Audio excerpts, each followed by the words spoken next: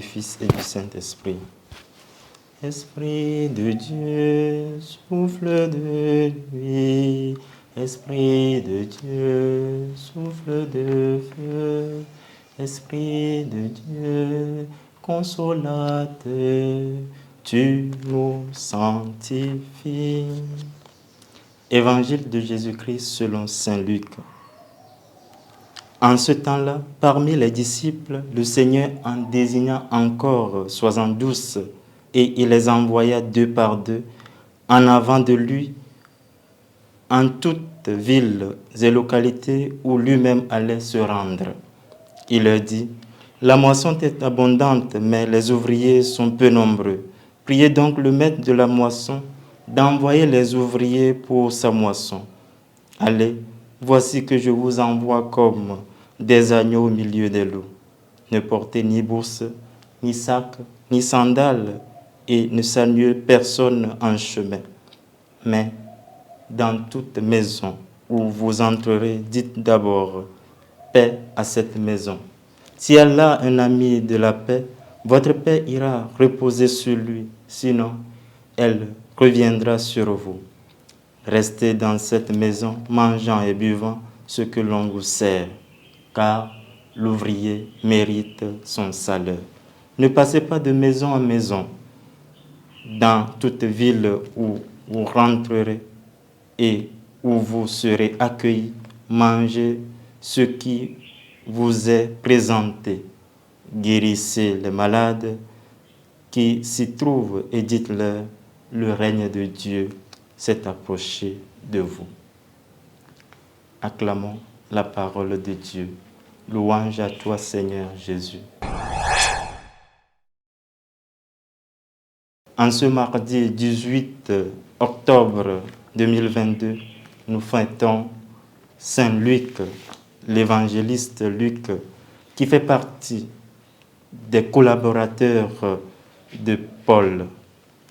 Il ne fait pas partie directement des 12, c'est-à-dire des colonnes, mais il a été appelé à apporter du sien dans la propagation de la bonne nouvelle. Ce collaborateur et ami de Paul, il est un laïc, un médecin.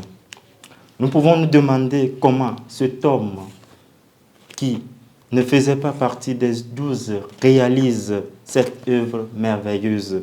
Il nous en donne l'évangile selon Luc, qui porte son nom, et les actes des apôtres.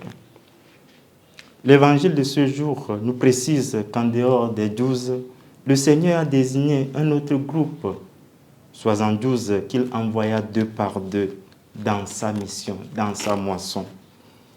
Ceci pour dire que la mission de sauver le genre humain à laquelle le Christ nous associe continue depuis les temps apostoliques jusqu'à aujourd'hui.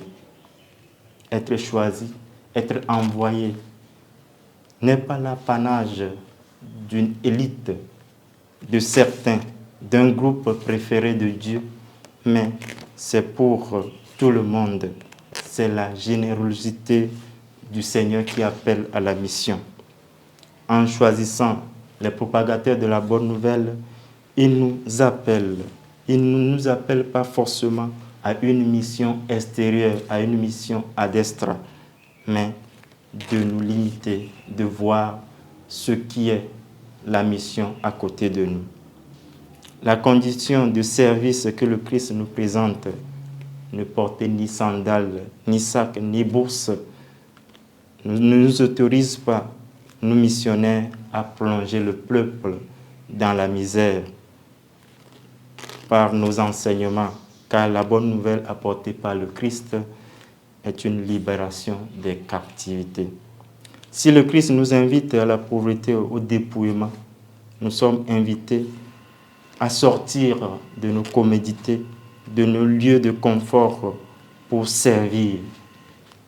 C'est un appel donc à nos paroisses, aux plus riches, à nos communautés, à attiser l'esprit de solidarité.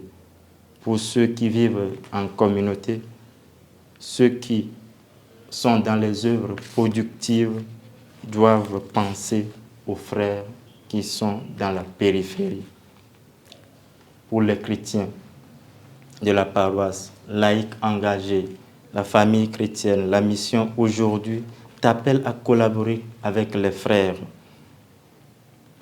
Pour cela, l'engagement, l'apostolat, l'assiduité dans les œuvres caritatives doivent nous pousser à un témoignage autour de nous.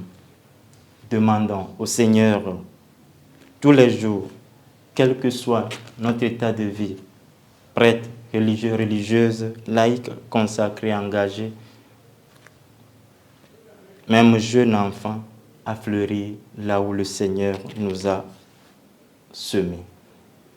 Que Saint Luc intercède pour nous dans nos différentes missions. Loué soit Jésus-Christ, au nom du Père et du Fils et du Saint-Esprit. Amen.